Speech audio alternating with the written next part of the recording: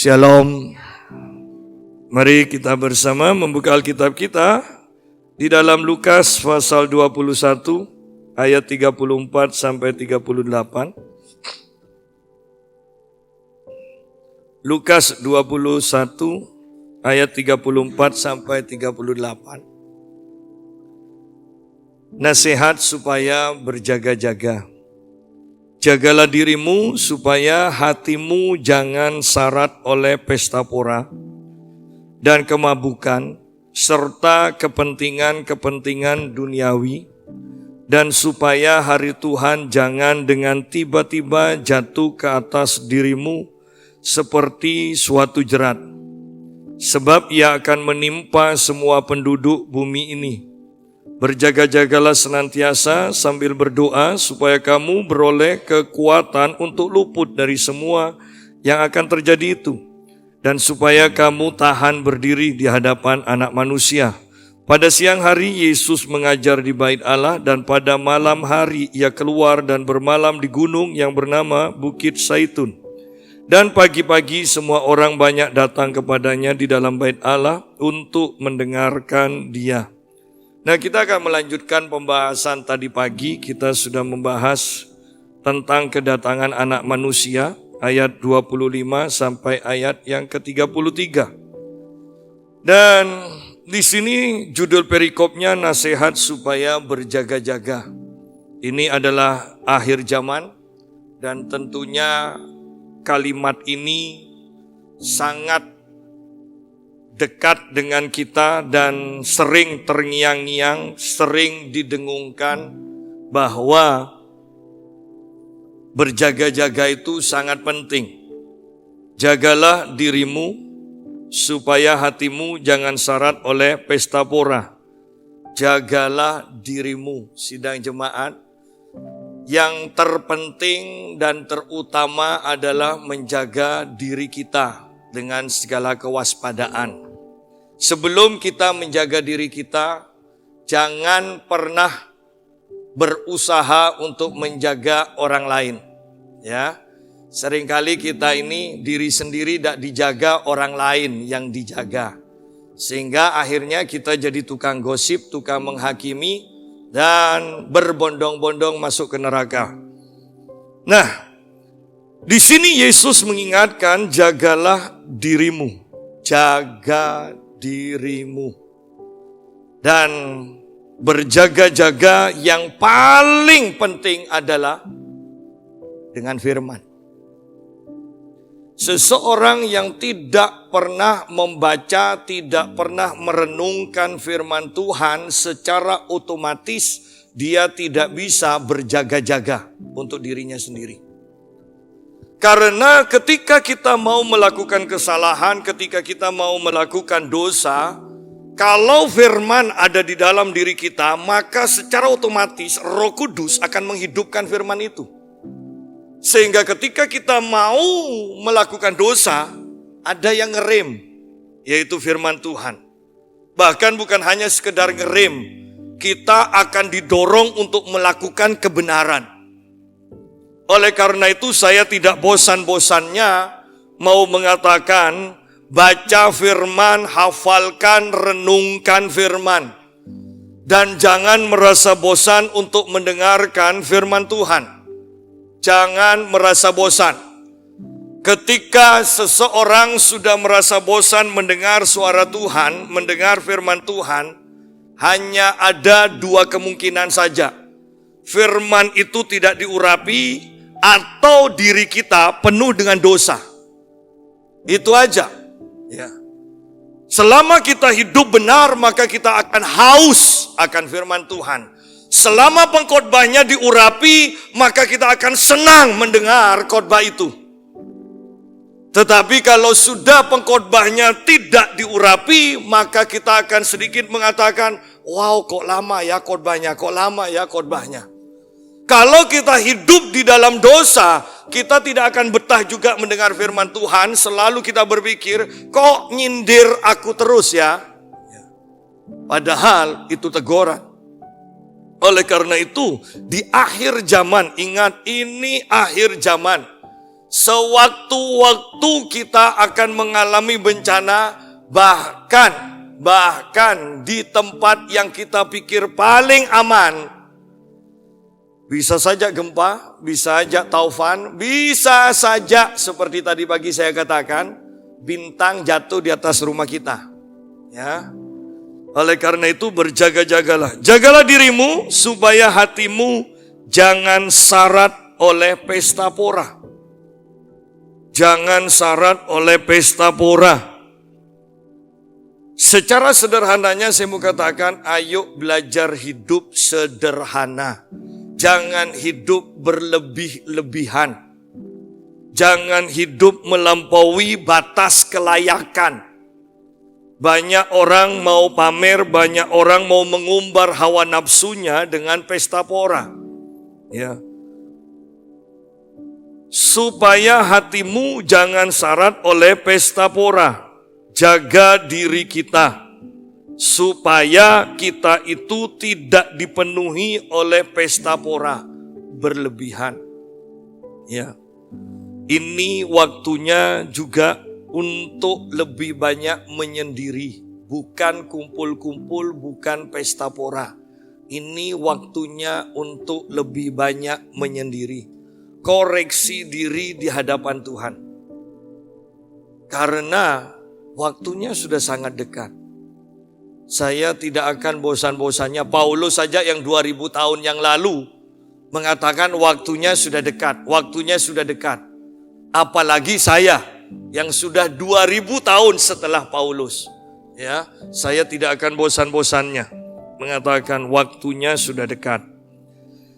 Dan kemabukan, supaya hatimu jangan syarat oleh pesta pora dan kemabukan. Paulus di dalam kitab Efesus mengatakan, hendaklah kamu jangan mabuk anggur, tetapi penuhlah dengan Roh Kudus. Jangan jadi orang yang tidak sadar apa yang dilakukan, apa yang dikatakannya. Seringkali kita mendengar orang mengatakan hilaf. Ya. Jangan. Karena ketika kita dipenuhi oleh Roh Kudus, sebaliknya bukan kekilafan, tetapi kita akan mempunyai kepekaan yang sangat luar biasa. Oleh karena itu, minta bagi yang belum dipenuhi Roh Kudus. Minta, atau lebih tepatnya saya mau katakan, yang belum dibaptis dengan Roh Kudus, minta supaya dibaptis dengan Roh Kudus.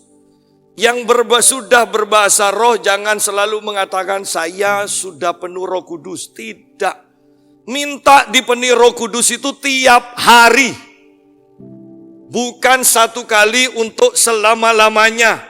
Buktinya kita itu dipenuhi Roh Kudus kemarin, sekarang belum tentu dipenuhi Roh Kudus. Lihat, kemarin kita berapi-api mengasihi Tuhan, baca Alkitab, ingin menolong orang dan sebagainya. Sekarang diajak ibadah saja tidak mau. Ya, ini tidak bicara doa pribadi, diajak ibadah saja tidak mau. Karena saya mau katakan doa pribadi itu lebih berat daripada ibadah seperti ini. Ya. Bahkan ibadah doa lebih berat daripada ibadah raya seperti ini. Ya.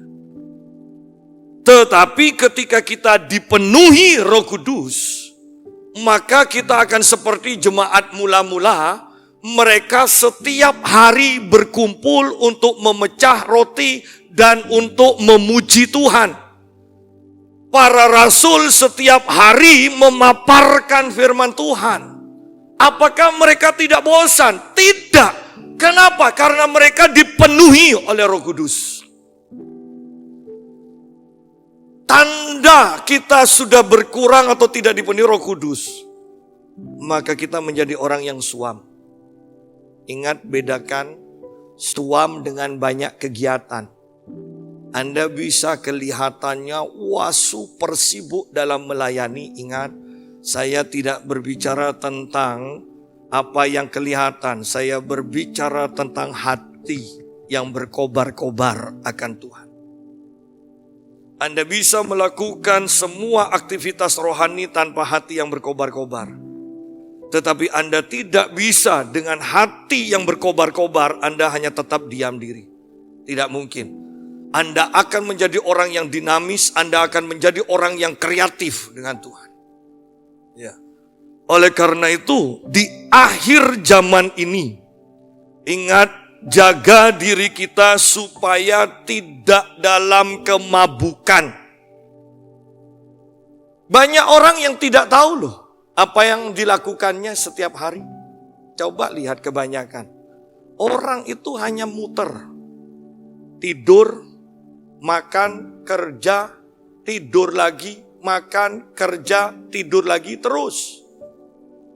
Mungkin dari umur 20 tahun sudah kerja, makan, tidur, kerja, makan, tidur, sampai umur 70 tahun kalau sampai, ya, kalau sampai kemudian mati. Lalu yang dicatat oleh orang-orang kampung kita, tetangga kita, yang dicatat oleh orang-orang di luar kota tentang kita, apa? Kalau kita hanya bekerja, makan, tidur, bekerja, makan, tidur, muter terus setiap hari seperti itu. Bagaimana orang yang ada di Surabaya bisa tahu kita?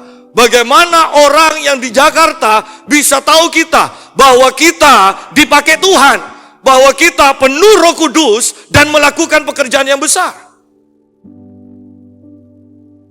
Kecuali kita sungguh-sungguh mencari Tuhan dan dipenuhi Roh Kudus. Namamu, apa yang kau kerjakan, akan diketahui oleh banyak orang. Ayo jujur pada diri kita. Yang saya takutkan bahkan, bukan hanya kita ini tidak melakukan hal yang besar, tetapi untuk jadi orang yang stabil aja enggak. Selalu bergumul, selalu bergumul. Orang sampai merasa aneh, bahkan banyak pendeta merasa aneh dan tidak masuk akal.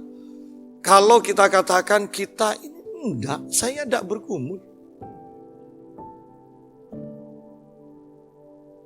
Karena Tuhan yang menanggung pergumulan kita. Dan kita diberi kuasa untuk bekerja. Bukan hanya bergumul, bukan hanya muter di padang gurun 40 tahun. Tuhan hanya ingin kita menjalani padang gurun, bukan muter-muter di padang gurun. Kalau mau jujur, kebanyakan orang muter-muter. Muter-muter. Oleh karena itu, supaya tidak muter-muter, penuhlah dengan Roh Kudus. Anda akan dipimpin. Dan dikatakan dipimpin dalam segala kebenaran. Ketika kita penuh Roh Kudus, maka kita akan diajar oleh Roh Kudus sehingga kita mengetahui segala hal, dikatakan.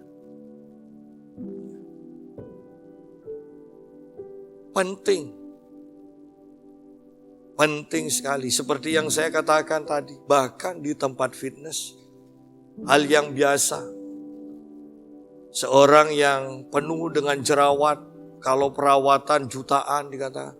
Dan saya langsung katakan, pasti ada orang tuamu atau kakek nenekmu atau buyutmu yang suka ke dukun atau punya ilmu. Sehingga itu diturunkan, kamu mendapatkan jerawat, bisa-bisa nanti anakmu akan seperti itu juga. Dan dia katakan, oh iya, salah satu di atasnya suka ilmu. Lihat di sini bahwa tanpa kita dipimpin oleh Roh Kudus, kita paling hanya nyumbang pendapat. Oh, di klinik ini loh bagus, di klinik ini loh bagus, di klinik ini bagus. Orang itu katakan pada saya, ayolah doakan saya. Kalau saya doa, saya harus doa di dalam nama Tuhan Yesus. Beda nanti dengan keyakinanmu. Karena untuk mematahkan kutuk, saya harus berhadapan dengan roh jahat. Dan kalau roh jahat itu pergi, dan tidak, tubuh orang itu tidak diisi oleh firman dan Roh Kudus, maka 7 roh jahat lain akan masuk kembali.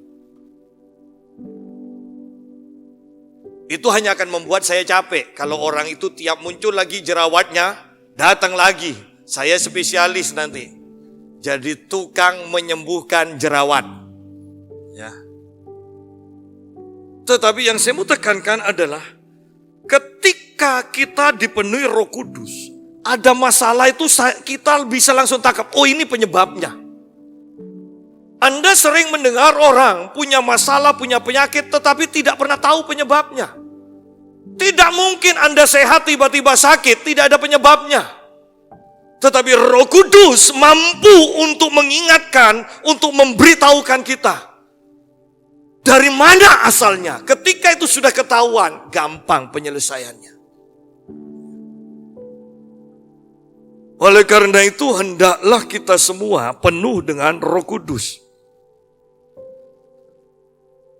Supaya hatimu jangan syarat oleh pesta pora dan kemabukan serta kepentingan-kepentingan duniawi.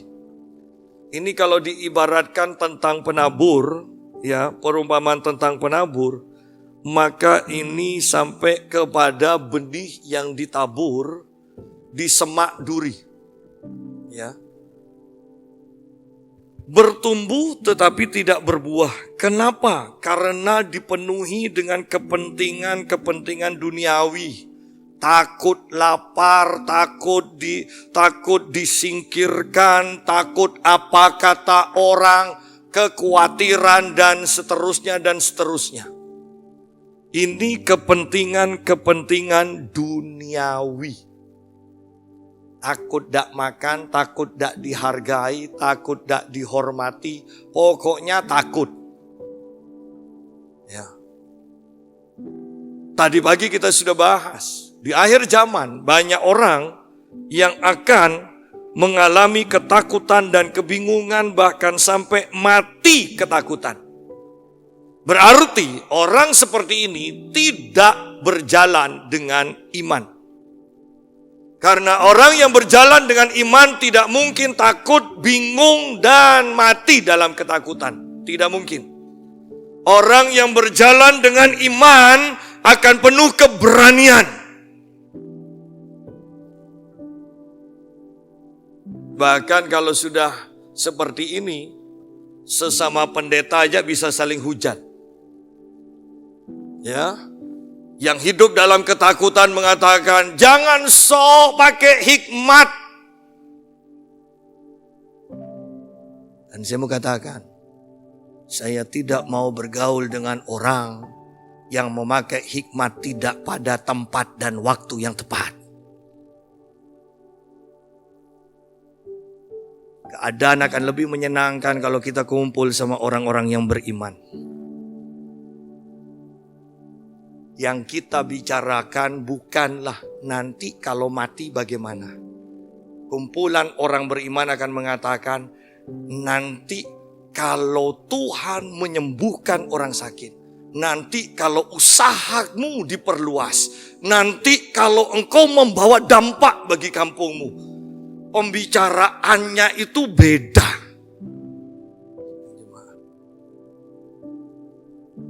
Oleh karena itu, mari kita selidiki diri kita. Apakah kita sudah menjaga diri kita? Jangan hidup berlebihan, pesta pora. Jangan hidup dalam kemabuan, tidak menyadari apa yang terjadi di sekelilingnya. Ya, tidak pernah sadar. Bahkan aku gagal karena apa? Aku sakit karena apa? Tidak pernah sadar. Tetapi kalau orang dipimpin oleh Roh Kudus, ya, orang dipimpin oleh Roh Kudus, engkau akan selalu berhasil. Kalau sampai Roh Kudus pimpin kita kepada kegagalan, itu namanya roh kegagalan, bukan Roh Kudus. Dan supaya hari Tuhan jangan dengan tiba-tiba jatuh ke atas dirimu seperti suatu jerat. Sidang jemaat, jaga diri kita sehingga sampai dalam taraf kapanpun Tuhan datang, kita sudah siap. Jaga sampai seperti itu. Karena dikatakan supaya jagalah dirimu, saya lompat. Jagalah dirimu supaya hari Tuhan jangan dengan tiba-tiba jatuh ke atas dirimu seperti suatu jerat. Sama kan dengan orang yang makan sembarang, tiba-tiba stroke. Orang itu tidak pernah bisa memprediksi kapan stroke itu menyerang. Yang penting makan terus, makan. Semua lemak dimakan ya. Bahkan seharusnya makan sehari 3 kali, ini makan 7 kali, angka sempurna kan? Ya. Lihat, sebulan tidak terjadi apa-apa. Bahkan mungkin 1 tahun tidak terjadi apa-apa. Dan kita tidak pernah bisa memprediksi kapan itu akan terjadi. Tetapi tiba-tiba mungkin ada orang yang bangun tidur langsung, kok tidak enak mulutnya ya, tangannya kok berat. Ada orang yang tiba-tiba ketika mau marah tiba-tiba cekat, ya kan? Ada. Tetapi ingat, yang terjadi tiba-tiba ini akibat kelemahan atau kelengahan bertahun-tahun yang kita sudah lakukan tanpa berjaga-jaga. Sama kok, hari Tuhan akan datang secara tiba-tiba. Ketika kita tahu, ingat ini tidak bisa disangka-sangka kapan datangnya. Yang bisa kita lakukan hanya berjaga-jaga secara kerohanian, hidup kudus. Oleh karena itu, mari kita sungguh-sungguh perhatikan kerohanian kita. Ya. Jangan supaya hari Tuhan jangan dengan tiba-tiba jatuh ke atas dirimu seperti suatu jerat. Jadi ketika hari Tuhan itu datang dan kita tidak siap, itu akan menjadi jerat. Artinya kita tidak bisa terlepas. Artinya tidak ada kesempatan kedua. Saya mau tekankan ini karena banyak pendeta akhir zaman ini selalu mengatakan Tuhan memberikan kesempatan kedua. Hati-hati dengan pernyataan ini.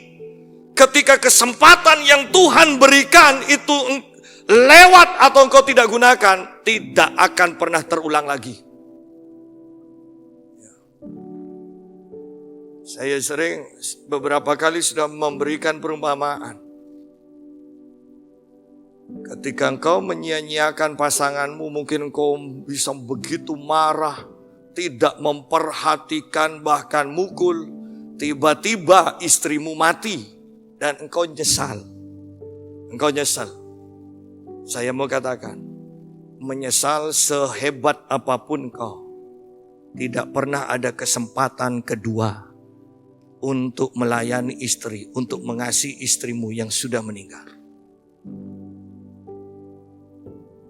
Jangan selalu mengatakan kesempatan kedua. Nanti ada kesempatan ketiga. Ada kesempatan kedua, ada istri kedua nanti. Ya, jangan. Apa yang sudah Tuhan izinkan terjadi atas hidup kita, pergunakan sebaik mungkin. Ya. Coba lihat di dalam Lukas pasal yang ke-19. Lukas 19 ayat yang ke-41.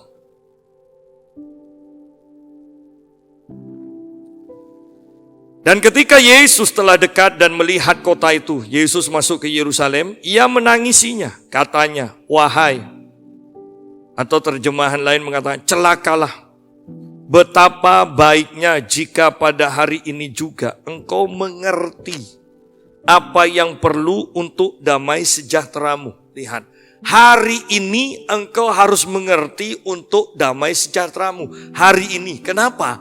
Hari depan nanti ada kehancuran. Kalau kau salah di sini, hari depan kau akan nyesel.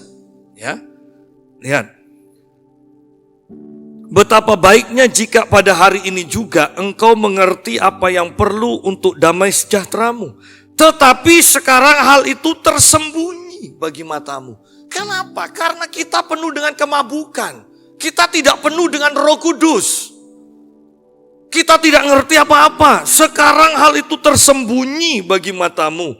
Sebab akan datang harinya bahwa musuhmu akan mengelilingi engkau dengan kubu, lalu mengepung engkau dan menghimpit engkau dari segala jurusan. Dan mereka akan membinasakan engkau beserta dengan pendudukmu. Dan pada tembokmu mereka tidak akan membiarkan satu batu pun tinggal terletak di atas batu yang lain. Karena ini penyebabnya, engkau tidak mengetahui saat bila mana Allah melawat engkau. Seharusnya ketika Yesus hidup melayani mereka, bahkan masuk ke Yerusalem, mereka menyambut Yesus, mereka menerima pengajaran Yesus, mereka bertobat. Tetapi perhatikan, ketika Yesus datang ke Yerusalem, yang mereka lakukan, mereka itu mencoba Yesus. Di pasal 20 dikatakan pertanyaan mengenai kuasa Yesus. Ya. Kemudian selanjutnya dikatakan tentang pertanyaan orang Saduki tentang kebangkitan. Pertanyaan orang-orang tentang bagaimana membayar pajak.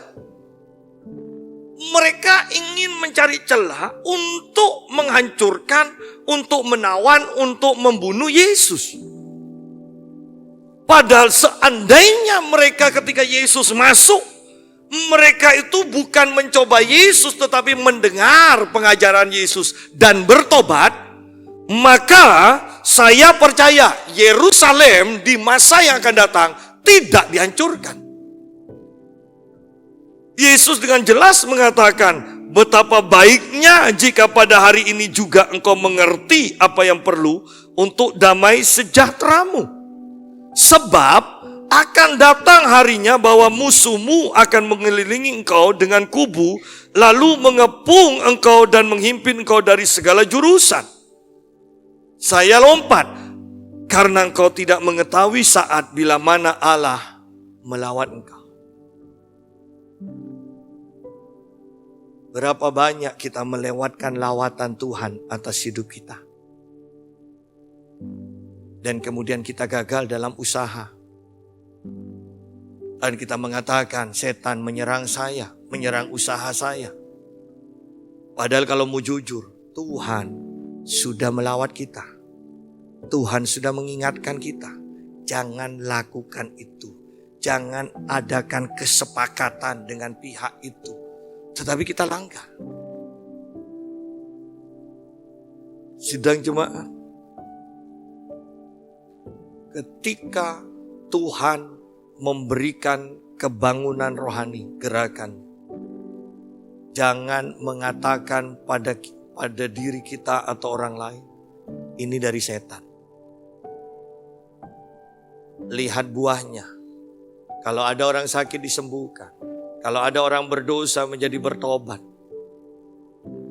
Walaupun harus orang itu berjalan kepala di bawah, yang penting bertobat. Jangan cepat menghakimi dan menolak kegerakan Tuhan.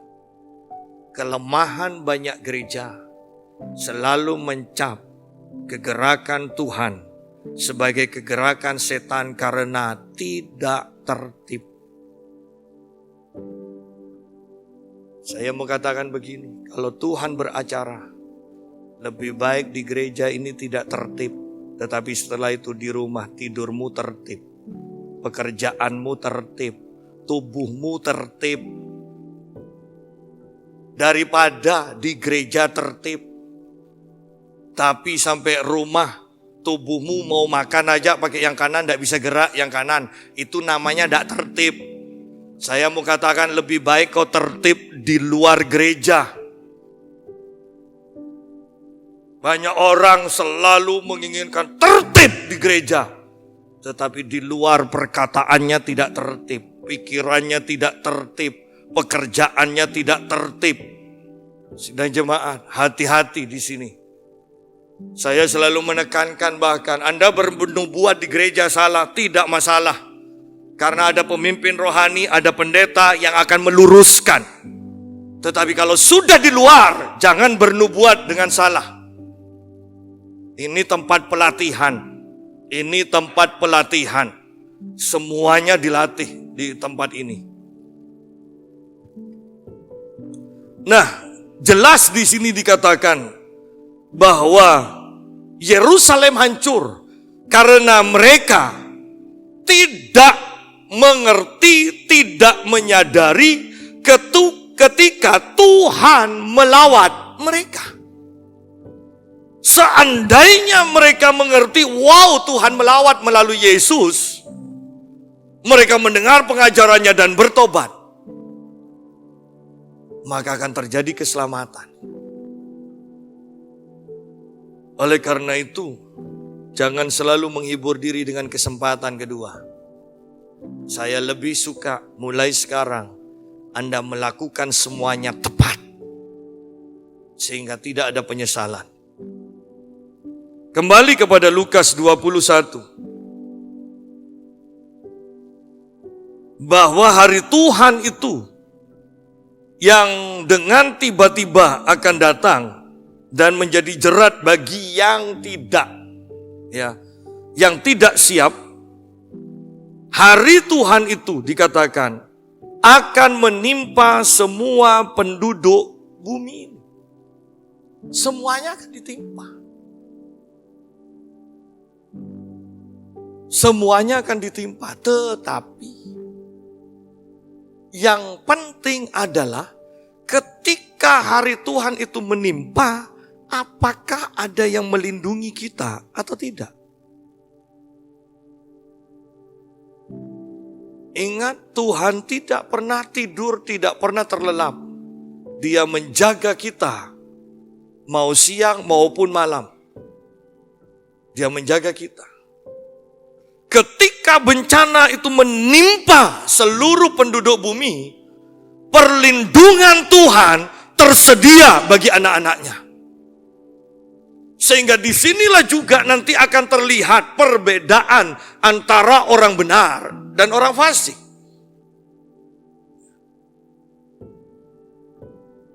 Seandainya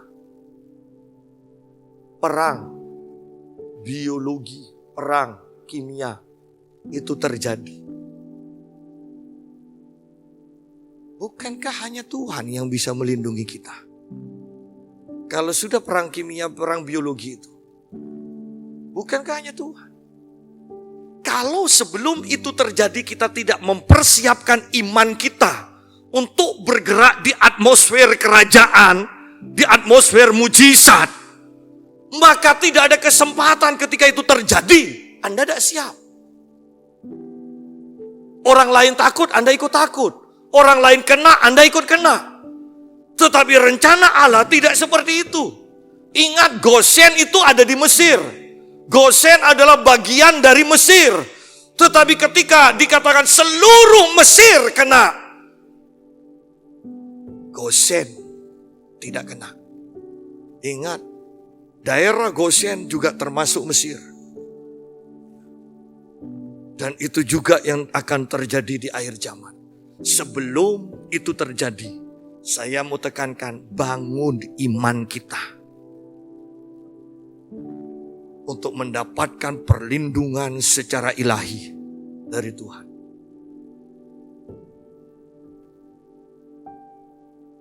Ayat yang ke-36, berjaga-jagalah senantiasa sambil berdoa. Berjaga-jagalah senantiasa sambil berdoa. Ketika kita tadi bahas berjaga-jaga, Hanya dengan firman kita berjaga-jaga.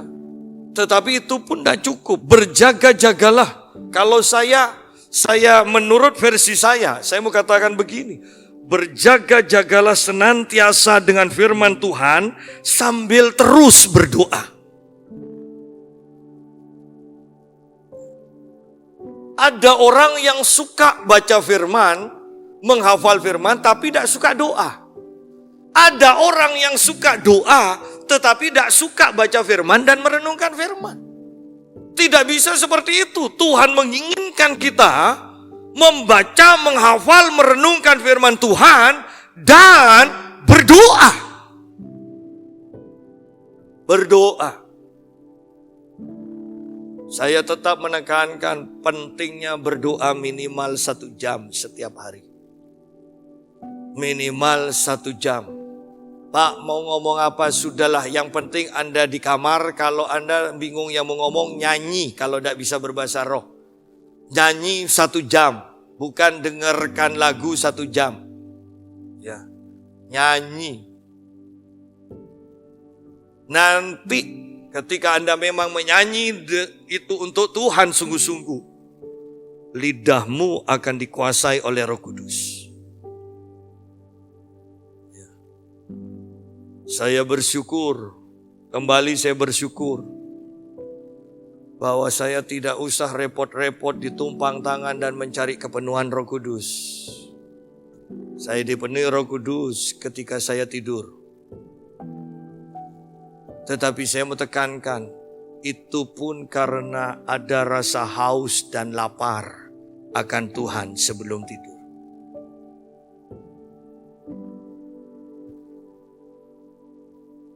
Berjaga-jagalah senantiasa sambil berdoa.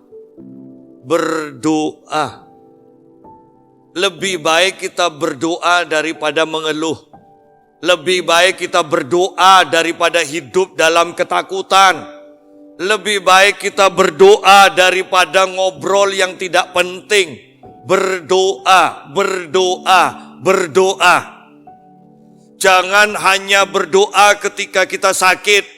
Berdoalah sebelum penyakit menyerang engkau, sehingga tidak ada penyakit yang mampu untuk menyerang engkau.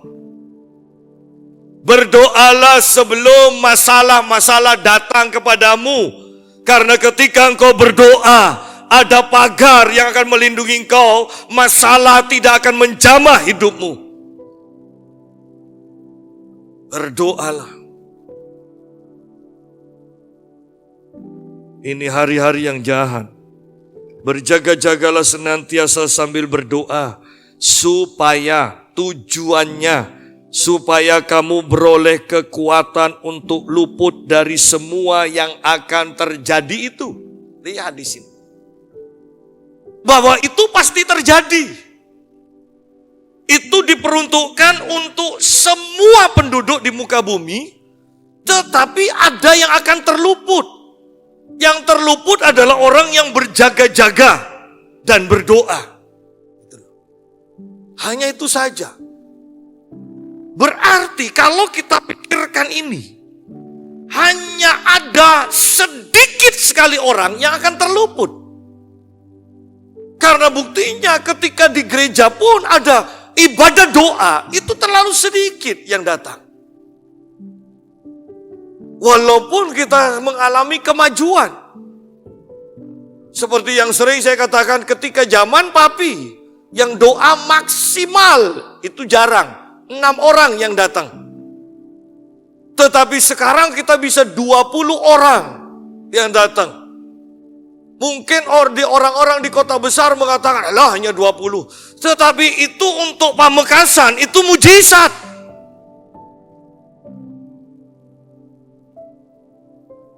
Lebih mujizat lagi karena yang datang itu kaum remaja. Ya. Di mana-mana kalau yang namanya doa, yang umurnya 40 tahun ke atas biasanya. Karena yang doa, karena yang tua-tua akan menopang yang muda. Tetapi cara kerja Tuhan selalu aneh. Sekarang yang remaja yang menopang. Tidak masalah, yang penting ada yang menopang kan? Tidak daripada tidak ada yang menopang. Berjaga-jagalah senantiasa sambil berdoa supaya kamu beroleh kekuatan untuk luput dari semua yang akan terjadi itu. Semua yang akan terjadi, berarti banyak nanti bencana yang akan ada. Karena di sini dikatakan semua yang akan terjadi. Ya. Meterai aja ada 7. Sangkakala ada 7. Cawan ada 7. Berarti 21. Sudah. Kalau masih ada yang lain, karena di sini dikatakan semua yang datang. Lucu ya. Bahkan banyak orang Kristen tidak pernah menyadari di masa depan kita akan menghadapi yang seperti ini. Sehingga mereka tidak ada persiapan sama sekali. Oleh karena itu bahkan Tuhan Yesus mengatakan, ingat bahkan 2 orang yang sangat akrab, yang kerja sama, satu akan diangkat, satu akan ditinggalkan. Bahkan pasangan suami istri, satu akan diangkat, satu akan ditinggalkan. Heran ya, dengan peringatan yang seperti itu dan terus menerus didengungkan, toh banyak orang Kristen yang tidak mempersiapkan diri. Saya secara pribadi, kalau masih ada sehebat apapun nanti hukuman kita yang tidak mempersiapkan diri, tetapi kalau masih ada, walaupun ceritanya 100 tahun lagi kemudian dibebaskan dan ada kesempatan kedua, masih enak. Ini soalnya penghukumannya 1 kali untuk kekal. Heran banyak orang tidak mempersiapkan diri itu. Ini waktunya bahkan kita harus menangisi keluarga kita yang tidak mempersiapkan diri sungguh-sungguh. Jangan buat main-main. Ya. Hanya orang yang dekat dengan Tuhan yang akan tahu betapa gentingnya masa-masa ini. Orang-orang mungkin anak-anak SD akan tetap bersuka cita, bersenang-senang. Hanya orang-orang yang bekerja di BMKG yang tahu dan takut dan mereka mempersiapkan diri sungguh-sungguh ketika mereka menyelidiki dan melihat, wow, ini akan ada gempa yang besar, ini akan ada tsunami. Mereka siaga. Tetapi orang yang tidak memperhatikan, tidak mempelajari hal itu, ada yang tidak percaya, ada yang apa katanya. Tetapi yang sudah menyelidiki, kan mereka sudah bergerak di sana. Mereka sudah tahu, oh iya, dulu, pelajaran dulu. Dulu, ketika diramalkan ini terjadi, ini terjadi. Ketika alat ini menunjukkan akan ada gempa, oh terjadi. Ketika mereka tahu tanda-tanda itu terjadi. Sekarang akan ada gempa yang sangat besar. Mereka jelas mempersiapkan diri. Tetapi kita yang tidak pernah memperhatikan hal itu, mungkin persiapan kita tidak seperti orang yang sudah mendalami di bidangnya itu. Demikian pula kita di sini, bahwa kalau kita memang dekat dengan Tuhan, mendengar firman terus, mendengar firman, dan firman yang kita dengarkan terjadi, kita alami, maka kita akan mempersiapkan diri sungguh-sungguh untuk akhir zaman ini.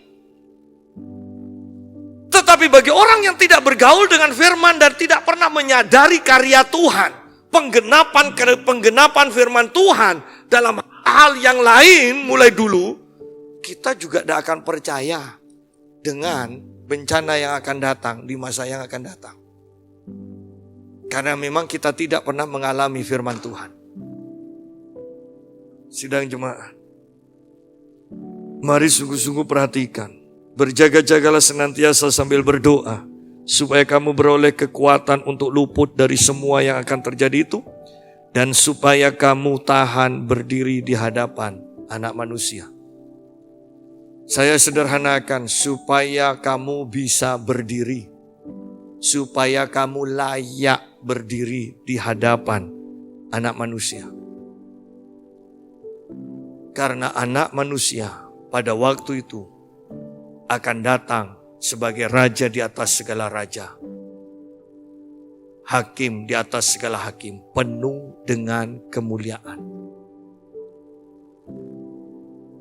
Ketika raja datang dalam kemuliaannya di tahtanya, tidak semua orang bisa menghadap raja. Hanya orang-orang khusus saja yang bisa berdiri di hadapan raja dalam kemuliaannya, dalam kebesarannya. Supaya kamu dapat tahan berdiri di hadapan anak manusia. Ayat 37. Pada siang hari, Yesus mengajar di bait Allah. Dan pada malam hari, ia keluar dan bermalam di gunung yang bernama Bukit Zaitun. Saya sederhanakan. Ayat 37 berbicara tentang Yesus yang berkhotbah, Yesus yang mengajar. Dan pada malam hari dikatakan dia bermalam di gunung yang bernama Bukit Zaitun. Itu berbicara tentang kegiatan doa. Yesus yang mengajar, Yesus juga yang berdoa. Jujur, bahkan pengkhotbah-pengkhotbah kalau Anda boleh tanya dan berani tanya. Dan kalau mereka jujur jawabannya, coba tanya, setiap hari doa berapa jam? Kemudian Anda bisa tanya lagi, doa 1 jam Tuhan ngomong apa? Karena ada orang yang berdoa kuat doanya tapi tidak pernah Tuhan ngomong. Kenapa? Karena setelah doa kehidupan mereka tidak berjaga-jaga. Kapan Tuhan bicara dan perlu ditaati. Setiap Tuhan berbicara lewat terus. Mereka masih punya kegiatan doanya, iya. Tetapi Tuhan sudah tidak berbicara. Padahal yang memperbarui kehidupan kita, yang menguatkan kita, yang memperlengkapi kita dengan kuasa dan otoritas adalah ketika Tuhan berbicara pada waktu kita berdoa. Pada siang hari Yesus mengajar di bait Allah. Dan pada malam hari ia keluar dan bermalam. Saya tambahkan bermalam berdoa di gunung yang bernama Bukit Zaitun. Dan pagi-pagi semua orang banyak datang kepadanya di dalam bait Allah untuk mendengarkan dia. Kiranya ayat 37 dan 38. Ini terjadi di tengah-tengah kehidupan kita sebelum ayat 34 sampai 36 terjadi sesudahnya. Ada pengajar, ada pengkhotbah yang hidup di dalam doa. Ada jemaat yang datang dengan penuh antusias untuk mendengarkan firman Allah. Dikatakan. Dan itu terjadi terus menerus. Sehingga kita semua dibangun. Dan pada waktu ayat 34-36 terjadi. Maka kita semuanya terluput. Dan berdiri di hadapan tahta anak domba dengan layak. Tuhan memberkati kita.